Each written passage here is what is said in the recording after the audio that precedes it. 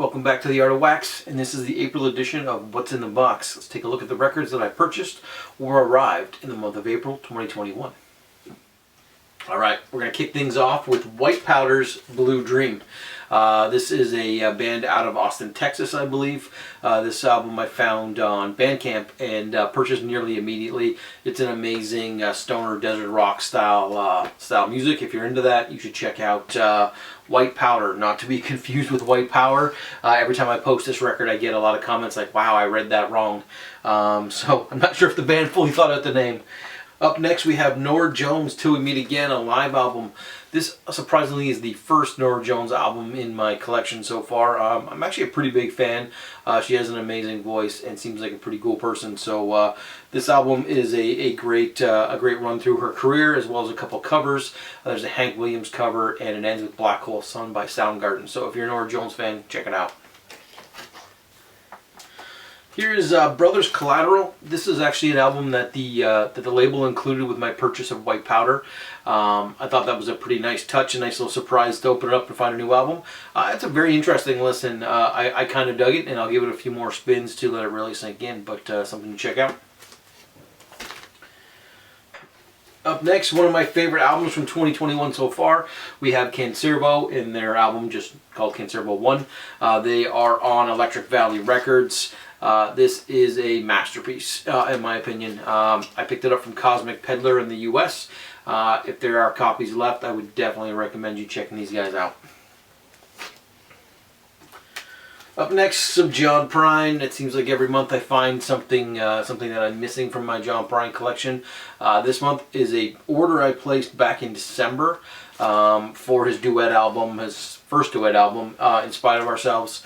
And it finally arrived. So I don't know what's going on out there, but it took 3 to 4 months to arrive to the local shop that I had pre-ordered from. But it's here. That's all that matters. Another stellar release from 2021, Cosmic Reaper, self-titled. These guys are on Heavy Psych Sounds. That label's been banging out some pretty fucking amazing records so far this year, and this is one of them. It is a haunting listen. Please check these dudes out. A little bit more jazz for you at my favorite venue, and that's why I grabbed this. This is Jazz at Massey Hall. For those of you who are not familiar, Massey Hall is one of Toronto's premier concert venues. It's been doing its thing for a long time. It's one of my favorite places to listen to live music. So when the world returns to normal, I can't wait to get back to Massey. Until then, I picked up this live at Massey Hall. Jazz at Massey Hall. It's a Charlie Parker Dizzy Gillespie album, and it was recorded, I believe, in 1954 at Massey. It's a pretty impressive listen. So if you're a jazz buff and you like Massey Hall, it's something not to miss. Filling in some gaps in my collection from the band. I picked up Rock of Ages last month at a local auction. I got it for a good price finally. This is one of those albums that, depending on where you are, it ranges in value, and it finally hit what I was looking to pay for it. It's a nice clean copy, and it's a blast. It's a good listen. Alright, it's about time to get back to some doom metal here, and the boys from Doomcraft or Domcraft. I apologize, I'm not sure how to say your name, guys. This is one of my favorite bands. I snap up everything that I can get my hands on when I see it. This here I picked up from Kozmic Artifactz in Germany last month, along with a couple more records you're going to see here in a second. And it's nice to finally have this in my collection. I started getting them kind of late, so they were 3 albums in by the time I started listening to them. So I've been going back and trying to collect everything I can to finish up their back catalog. Couple more Doom albums to keep things going here. We have 1782 Doom, their original album, which came out about a year ago, and their newest release, From the Graveyard. Both these albums are stellar. I picked them up from Kozmic Artifactz in Germany as well. Both have a slightly different sound to them. I am a huge fan of From the Graveyard. It is where I think they really hit their stride. So if you haven't already, check out these 2 albums from 1782 Doom. On to a little bit of 90s rock. We have Tom Petty's Wildflowers, or Finding Wildflowers. For those of you who, like me, did not splurge for the original box set, this is what comes out to be, I think, disc 8 and 9 in that original box set. It's some alternative takes, 16 songs, 2 LPs, studio outtakes, different versions. You can kind of hear the album as it comes along. It sounds amazing. If this album was important to you as it was to me, it's definitely worth picking up. Finding Wildflowers. I picked up the indie exclusive on Gold, and super stoked. Hell of a bit of tax money coming back to me, and a lot of that tax money went to My Sleeping Karma. I was finishing up my collection. This is the album that hooked me on My Sleeping Karma, and for some reason I just didn't pull the trigger on it until recently. I've ordered 3 My Sleeping Karma albums last month. This is the only one that actually arrived in time for this video. The next 2 you'll see next month. But if you haven't checked out My Sleeping Karma, you are truly missing out on something magical. So check these dudes out. Alright, a little bit more ambient sound for those out there who are into ambient sound records. This is William Basinski's Lamentations. If you are familiar with him, you probably at least know about the disintegration loops. This has a very similar sound to it for me, and it's what made me, what drew me to him originally. So this most recent album is a nice continuation of his work. Check it out. Ozzy Osbourne, Bark at the Moon. This is actually for my wife.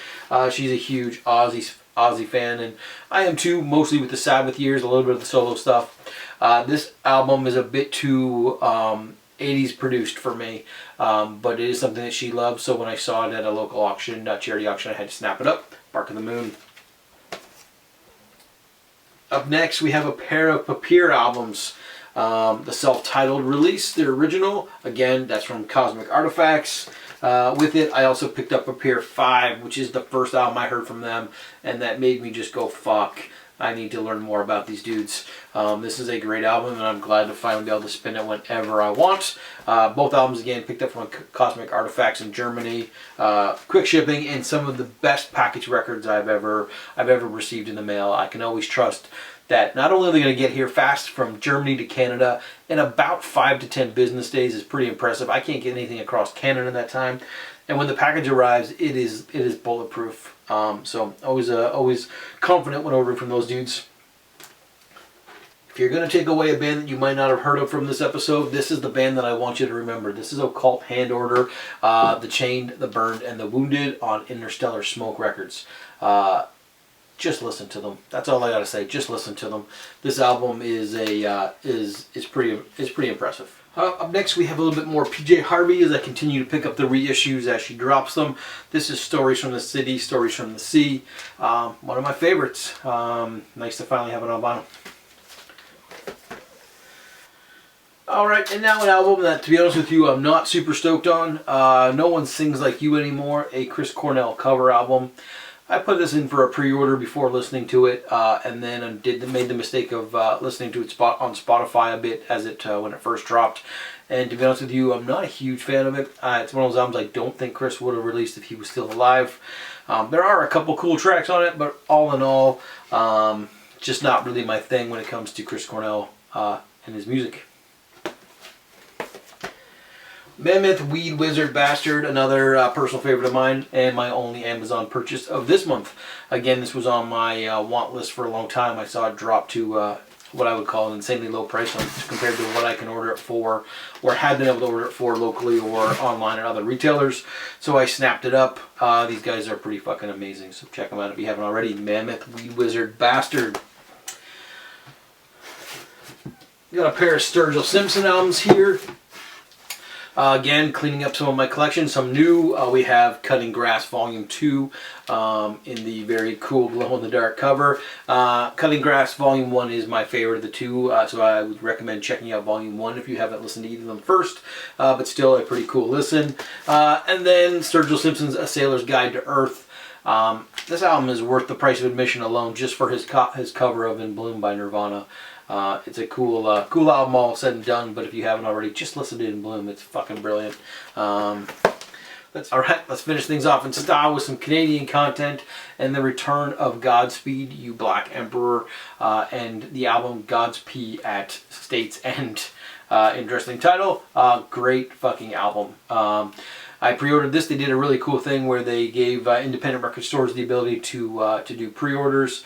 Every shop I know had a sign-up sheet to do that, and I was pretty impressed to walk into the shop that I ordered it from, Something Else Records, here in town, and saw just a stack of them sitting on the shelf that had all been pre-ordered from people that just couldn't wait to hear the new Godspeed album.